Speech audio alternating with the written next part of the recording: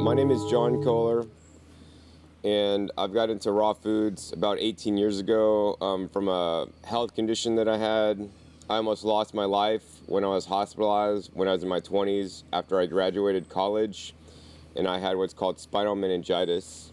I only got that through higher powers because the doctors could not help me when I was in the hospital, and they told me that the reason why I got the spinal meningitis was because I had what's called complement immune deficiency, which is they blamed me getting sick on a chronically depressed and weak immune system, and they blamed that on my genes. So after that situation, I really discovered that my health is my greatest wealth because I almost lost my life, and it's only at the point where you almost lose your life that maybe you start taking your health and your life seriously, because many people may not.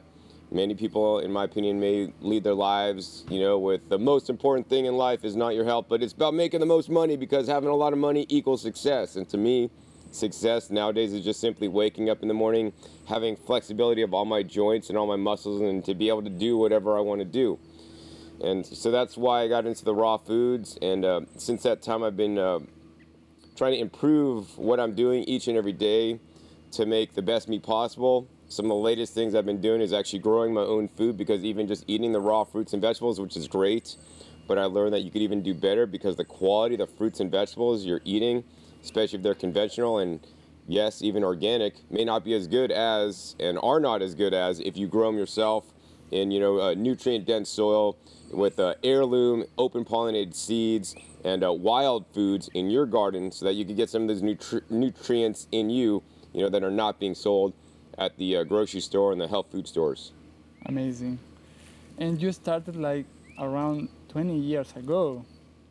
How do you see like the raw food movement now in comparison with that time? So, maybe when I got started, the raw foods was in its infancy, and it was really not well known. And, nowadays I see it kind of maturing and growing up, although much like an adolescent that can have their outbreaks and do things a little bit funny, just because it's raw foods doesn't mean it's the same kind of diet. What we're specifically teaching here is the 80-10-10 diet. That's high carbohydrate, or more appropriate, an adequate amount of carbohydrate with an adequate amount of fats and an adequate amount of protein. Many raw food diets may advocate high use of high fats, or a lot more fat than adequate, in my opinion. And so I've seen those kind of diets maybe not do so good in long term for people. So I'm really glad this segment of the raw foods movement is moving, and hopefully people are sticking around because they are seeing the results that I've seen. Amazing. And you are one of the reasons because the raw food is becoming like much more well known. Because your website, you have one of, or maybe the largest raw food website on internet. Could you talk a little bit about how did you started with this, and when, Sure. and how are you developing your website? Because now there are a lot of people creating websites or YouTube channels about raw food and health. Could you give some tips to people do it better? Sure. So the website originally created when I got into raw foods, and I got into raw foods in 1995. I started my website in 1997, and it was just simply called RawFoods.com. I lucked out, got a good domain name because people weren't really doing it, and I paid a ton of money for that domain name back in the day. Since that time, I've also got the domain name living-foods.com, and that goes to the same website.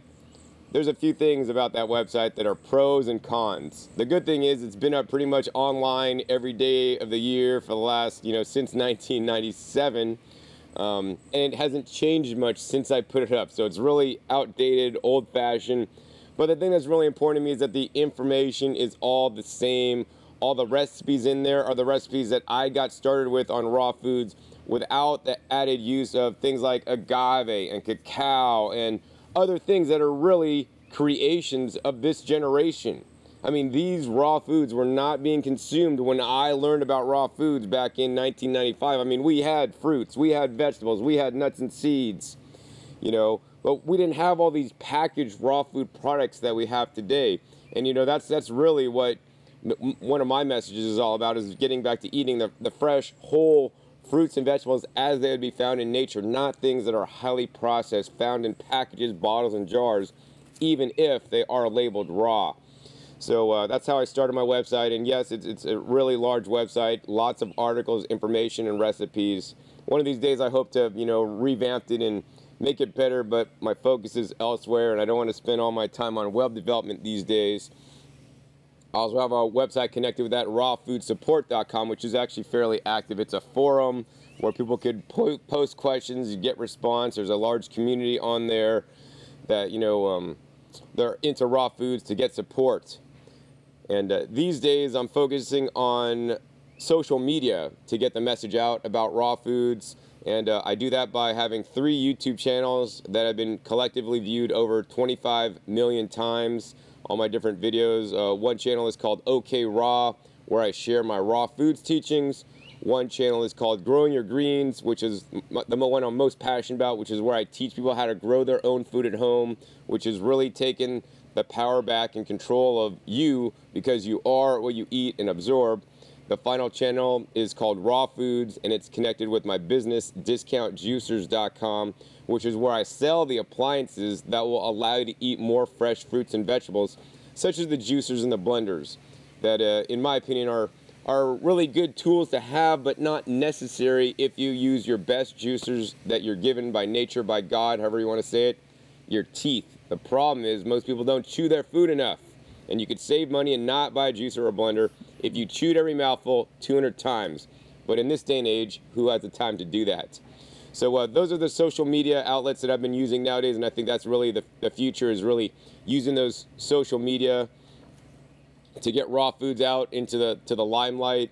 Another thing I think about the websites is that, you know, the websites in this day and age need to be more of a community-focused website instead of an informational-based website that keep people active, maybe like Google Hangouts, and having raw food hangouts, you know, one day every week, and a different person hosts it, so that, you know, just like here, I mean, I wish we could have this like 52 weeks a year. We're just all living here in our little community, and we go to talks and classes all day, and we don't have to have a real job. And it'd be great, but so we need to somehow duplicate this online to feel the energy, to feel the passion of everybody here that has the same common goal, same common, you know, diet and all this kind of stuff. Because, you know, when we go into the real world, it's a tough place, because I know your friends, your family, and all those people are probably not doing the plant-based raw foods diet, and, you know, maybe not too supportive either. Beautiful. And it's so beautiful how the community is growing up like very fast, and how we can get access to valuable information very easy right now. Like everything is on the website. And how is your diet like in your day to day, like every day? Sure. So my diet on a day-to-day basis depends on what's in season, what's growing in my garden, and what deals I could get at the wholesale produce terminal or at my local, you know, grocery store, health food store, or whatnot. So on a daily basis, you know, I don't have a regimented plan. It's not like I eat 30 bananas today and 30 bananas tomorrow and 30 bananas the next day. Like, to me, that would get super boring. And plus, to me, life is about variety. You know, I'm currently single, so maybe I could have many women, although I do want to settle down one woman. But with the fruits and vegetables, man, I want to eat so many different kinds and experience so many different tastes and pleasure sensations. And more importantly, get the different nutrients that are in each different food. So every day, it's basically totally different. But I can tell you this. For breakfast or lunch, it's usually between a few things. Either I have juice, and it's usually a vegetable juice. On rare occasion, it's a fruit juice if I have a lot of fruit that's kind of going bad or ripe that I need to use fast and quickly. Or I'll have a blended smoothie. Actually, that's what I'm drinking today. I got my little green smoothie here. This is coconut water, coconut meat, orange juice, and 10 ounces of leafy greens. Or the other thing I'll eat is a fruit meal. And when I do fruit meals, that generally means I'm doing a mono fruit meal. It's rare that I tend to mix my fruits. I like to just eat one fruit at a time until I'm full, unless maybe I don't have enough quantity of that fruit or something. But that's kind of rare. Usually I buy in mass quantities and have so much fruit that I could eat as much as I want. And I want you guys to live like that too. Live in abundance. Don't just buy 2 apples and all you got to eat that day is 2 apples, man. Buy like, I don't know, 5 pounds of apples and have them all lied out and eat as many as you feel you want until you're totally happy and feeling good. And of course, I always encourage you guys to go out to nature and pick your own food if you can, or grow your own food, or go to your local farmers markets instead of the supermarkets. It's definitely a lot better. So yeah, that's my first 2 meals of the day. Fruit, whole, mono meal, juice or blended. And if, say, I do like for breakfast I have whole fruit, and then for lunch I might have a juice or I might have a smoothie. And it just depends on the day and what's in my fridge, what I have available, what's going bad that I need to use up. Now for dinner, it's usually always fairly similar. That's when I really get my vegetables in, and I get a nice salad. My salad can consist of like 1 pound of leafy greens. If I'm not eating leafy greens, it might be something like 1 pound of, or a whole head of celery, chopped up really fine, put in a bowl, and then I put a dressing over it. Like usually a fruit, nut-based dressing, or sometimes just an all-fruit-based dressing. Sometimes for dinner I'll also have a raw food soup. I had a class here yesterday about raw food soups. I have a really good video on YouTube about how to create a raw food soup. I'll also have raw food soups for dinner, or some other kind of vegetable-based dish, like some spiralized zucchini noodles, or something to that effect. Amazing. Then at the end is just have fun and enjoy life. I mean, that's really important. I mean, one of the things is that I'm a kid and I will never grow up. John, thank you very much. Thank you so much. It's a pleasure, and hopefully we will get together again. Thank you so much.